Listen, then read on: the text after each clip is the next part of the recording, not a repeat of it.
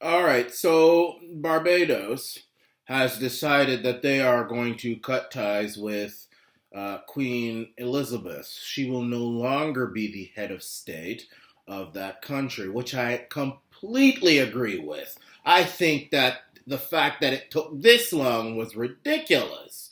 I mean, other nations, and they're going to still be in the Commonwealth, which the Commonwealth, I guess, is a club of former colonies and vice regal nations and all that sort of stuff. So, I guess they work together and all that stuff. So it's a kind of a mini UN. I guess that's fine. It's no problem. Many other nations have done this way earlier. Not Grenada. Guyana did that in the 70s, and Trinidad and Tobago did it. I mean, I agree with this decision 100%. It's nonsense to have the Queen being head of state of countries where she doesn't live in. I don't think she should be head of state of Canada. I'll just tell you right now. She should not be head of state of Canada, and any fool who tells you otherwise is either over 60 years old or they really empty-headed. If the queen is historical, then maybe we should have Emmanuel Macron be head of state of Canada as well. The French are here too. Maybe we should have Leif Erikson be the head of state of Newfoundland and Labrador. Those idiots who say it's a part of history. Well, look, it's not part of my history, and I'm completely Canadian. You can't say anything. I was born in Oshawa, Ontario, Canada, January the 17th, 1993. I'm 100%. In fact, I'm probably even more Canadian than most people. I have Native American in me. But it's not my history. It's not Native people's history. It's not French people's history. So I think they should get rid of her in Canada. I think they should get rid of her in Australia. But I think the fact that she's head of state of places like Jamaica and the Bahamas is ridiculous. It is completely ridiculous. She's the head of state of Belize, where my father is from. She hasn't been to, I think she's only been to Belize once, maybe twice, back in the 80s and the 90s. That is complete and utter nonsense. I don't care if she's head of state of the United Kingdom.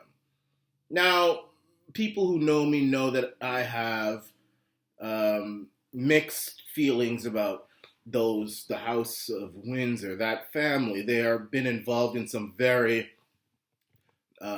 controversial things. They have very controversial friends. They have a big problem when it comes to pedophilia. Look at Prince Andrew with this Epstein, and it's not just him either, though. Jimmy Savile, who was a known pedophile, he was a serial pedophile, friends with in the highest places. Charles, even the Queen was friends with him, and many people say they knew Jimmy was doing this, just like many say the Queen knew Prince Andrew was doing this, and anybody with a brain knows Prince Andrew is guilty, and she still covers up for him. But there are even allegations that the Queen herself, or at least her husband, may have had something to do with the disappearance of many of our Canadian children. Canadian children, can you imagine? She had a hand in kidnapping our children, our beautiful children out there, Native children who went to forced concentration camp type schools, residential schools, and she kidnapped them. Many people, I don't know whether those allegations, I know for sure the Prince Andrew allegations are right.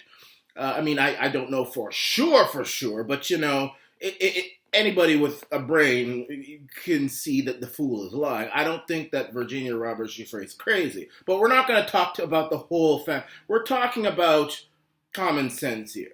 The fact that Barbados is a black country, and it doesn't mean anything about black or white or anything, but the fact that Barbados, which the Queen has ever visited, and if she has visited, it's been years. This tiny Caribbean third world nation, it's not even that third world, to be honest with you. Barbados is actually a pretty well off. Not well off in American standards or European standards, but they can hold their own. They don't take aid from Britain. They don't take aid from America. They're pretty successful. They can take care of themselves in some way. And to have this woman to be queen of this nation when she really doesn't have any connection to the country is beyond ridiculous. I think that Canada, I think that Australia, they should get rid of her. I think New Zealand should get rid of her too. Australia almost got rid of her. But I think that it really needs to start with these Caribbean nations. And you Brits out there who say, oh, well, oh, this is their history. First of all, you're not citizen of those countries. And second of all, you, the British, as well. You know what's a part of your history? The Roman Empire. So I will ask whoever the president of Italy is, Mussolini or Berlusconi, whoever he is, I will ask him if he would like to become the dual head of state of the United Kingdom, because that's part of your all's history too, and see how you like it. So you see how stupid that sounds. So don't come up to me about, oh, it's history, because it's your history. Same with Canadian people here. First of all, English Canadians, I don't know how much longer they're going to have this country because they don't know how to take care of the country. But that's your history. And it might not even be your history. It's very hard to find somebody who can trace their ancestors back to the British, English, not even Irish or Scottish. I'm talking about English history in this country. Those days are coming to an end. You've got even the white people. I mean, you've got Scottish people, Irish people, Italians, French, Germans. So that English thing is even when Canada was a dominion and all this stuff. And some people say it still is. I'm not getting into that, but even when it was a dominion, those days were coming to an end. So I think that the days of a foreigner being head of state of these nations is coming to an end. And I think it says something about a country. I mean, at least we have our own flag. At least the Caribbean countries have their own flag. Australia still has the Union Jack on their flag. I mean, which tells me that Australia is not really a serious nation. Australia, I can't take Australia seriously. How can I take a country like Australia seriously when they've got a foreign flag on their flag? At least we got rid of that in Canada. That's something you can say about the Canucks. I mean, you can criticize you got 101 things you can criticize Canucks about, but at least they got that right. At least Lester B. Pearson, who was a prime minister in 1962 to 1968, at least he had the common sense to say, look here, we cannot have a foreign flag on our flag. That means we're not a real nation. Nobody can take us seriously. Especially the fact that we have such a small population, we could probably not defend ourselves if Russia or America decides to attack us. And we have this we shouldn't be independent then. So at least he got that right. At least we got that right. But I say congratulations to Barbados, getting rid of the Queen as your head of state. I really don't hate the Queen. I don't think she has any relevance, to be honest with you. I think it's the people. To be perfectly honest, I think the royal family, they are just as big of puppets as all of us. I think the real power lies with first of all, the financial institutions. But I mean, really, those are the people, the financial institutions, the big global corporations, the medical establishment. Those are the people who are orchestrating our life right now. They are the ones responsible for what we are going through right now. They are responsible for taking our freedoms away over a virus that kills less than 1% of people who get it. They're the ones responsible for orchestrating national tragedies so that we can go into war and to whip up people's ambition to go to war with nations and to make more money. They are the ones responsible. They are. The royal family are probably the biggest puppets of all, to be honest. Royal power was ended probably around the time of the Enlightenment years, 1700s. That was when royal power. I don't think that there's no. I mean, I think the only powerful family out there, which is royal, is probably those type of families out there in the Middle East, the House of Saud and those emirs and all. Those are probably maybe are probably have a, but royal power in Europe.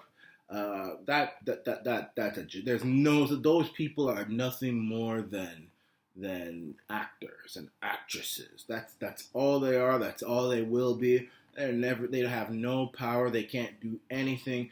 I think the only role royalty has is to be the smiling face of the plans that the people with real power have. They're the ones who can, just like when the queen comes out and sits at her table and tries to talk to us about how we should just, in a kind way, how we should just be happy and tolerate the new coronavirus world order, or I call it the China virus. Just accept it. We will pull through this. We won't pull through anything. We're gonna things are gonna change unless we fight to stop it. We have to fight. We can't rely on any president. We can't rely on any we have to fight to keep our freedom. But she'll sit there and she'll, oh, the crew, wear your mask, and and everybody's celebrating her. That's what the queen does. She's the one who will she will put the smiley face on the plans of the New World Order. That's all she does. And she probably doesn't even know she's doing it, to be honest. The royals, I don't think they're that smart. They're not that smart. They're not smart. Prince Andrew's not smart. They don't know what they're doing. They're just told what to do by the prime minister, and the prime minister is told what to do by someone else.